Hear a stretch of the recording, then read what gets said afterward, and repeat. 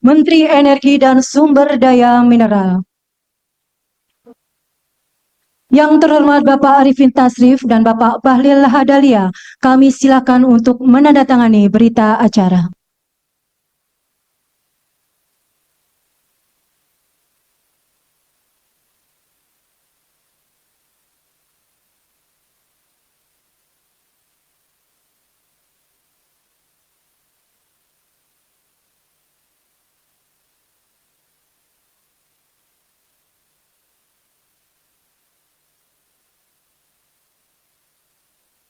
Mohon perkenan yang terhormat Bapak Arifin Tasrif dan Bapak Bahlil Lahadalia untuk tetap di tempat.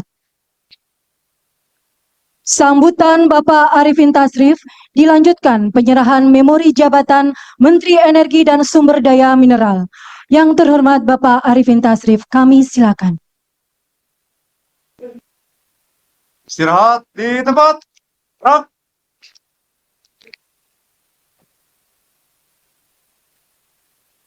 Yang saya hormati Menteri Energi Sumber Daya Mineral, Bapak Bahlil Lahadalia, Ketua dan anggota Komisi 7 DPR RI yang kami hormati, para Menteri SDM dan Wamen pada periode sebelumnya, Pak Ignatius Yonan, Pak Archandra Thahar, Pak Susilo Siswa Utomo, Pak Sudirman Said, para pimpinan tinggi media dan pimpinan tinggi Pratama di lingkungan Kementerian SDM, Kepala SKK Migas, Kepala BPH Migas, anggota Komisi BPH Migas, AUPK, Dewan Energi Nasional, para staf khusus menteri, para direktur utama BUMN, sektor SDM, serta para undangan sekalian yang berbahagia. Assalamualaikum warahmatullahi wabarakatuh. Selamat siang dan salam sehat bagi kita semua. Pertama-tama marilah kita panjatkan puji dan syukur kehadirat Allah Subhanahu wa taala karena atas rahmat dan hidayahnya sehingga kita dapat laksanakan tugas dan tanggung jawab sebagai Menteri SDM selama Kabinet Indonesia Maju tahun 2019 sampai dengan 2024. Dan selanjutnya kami sampaikan ucapan selamat kepada Bapak Bahlil Lahadalia sebagai Menteri SDM. Dan juga sekaligus kami sampaikan ucapan terima kasih kepada seluruh jajaran Kementerian SDM yang telah bersama-sama hampir 5 tahun ini, yang telah berupaya keras bersama-sama untuk bisa mengemban amanah. Pak Menteri dan para hadirin saudara sekalian yang saya hormati, upaya-upaya target capaian di transisi energi ini mulai berjalan sejak bergulirnya Paris Agreement di tahun 2016. Indonesia bersyukur kita memiliki sumber energi yang melimpah dan sumber daya alam lainnya. Kementerian SDM memiliki peran penting untuk bisa menyediakan energi yang bersih, menjaga ketahanan energi, serta mendorong pertumbuhan ekonomi melalui pemanfaatan sumber alam yang ada. Di tengah pertumbuhan konsumsi migas, kita diharapkan dengan penurunan produksi minyak dalam negeri. Kita hadapi hal ini dengan langkah-langkah strategis antara lain upaya-upaya untuk penemuan sumber-sumber baru. Kita lakukan juga upaya optimasi sumber-sumber yang ada dengan memanfaatkan teknologi dan pengalaman-pengalaman yang telah dilaksanakan oleh para calon partner kita.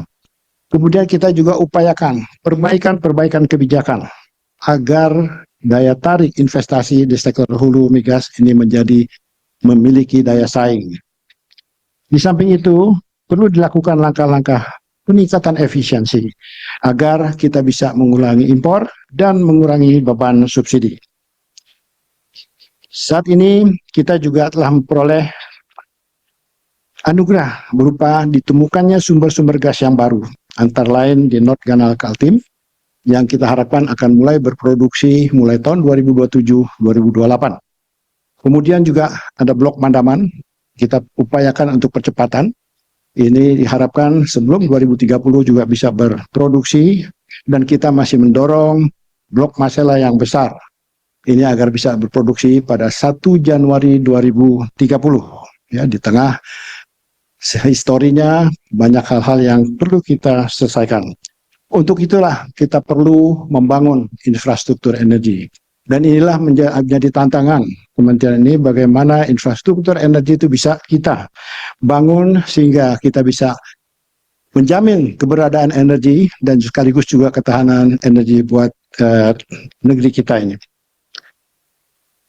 Saat ini kita sedang menyelesaikan beberapa proyek-proyek transmisi antara untuk gas, dan ini kita akan upayakan selesai.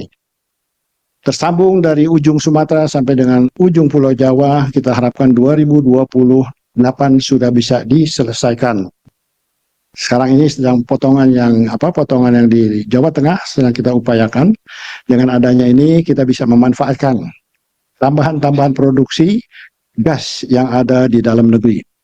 Kita harus juga melakukan efisiensi lain, antara lain konversi ya dari pemanfaatan minyak menjadi gas, ya, karena kita memiliki sumber gas, agar impor kita bisa berkurang.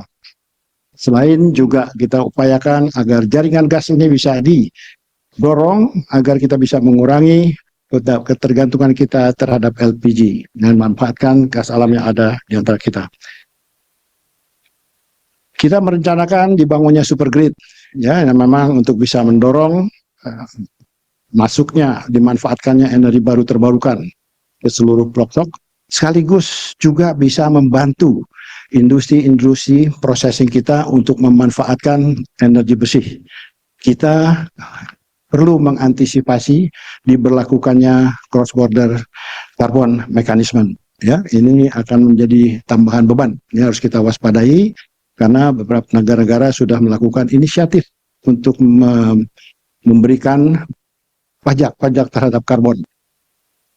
Dalam bidang mineral dan hilirisasi, kita memiliki sumber daya yang cukup besar untuk dimanfaatkan. Ya, antara lain nikel, sekarang kita menjadi salah satu produsen eksporter nikel yang terbesar di dunia. Kemudian juga tembaga dan aluminium untuk infrastruktur, tenaga listrik, dan juga untuk keperluan lainnya. Juga timah. Nah, jadi kita masih perlu mendorong program-program hilirisasi, dan saya dengan Pak Menteri Bahlil ya sudah berinteraksi. Saya di SDM, beliau di investasi, bagaimana bisa mendorong hilirisasi ini semaksimal mungkin.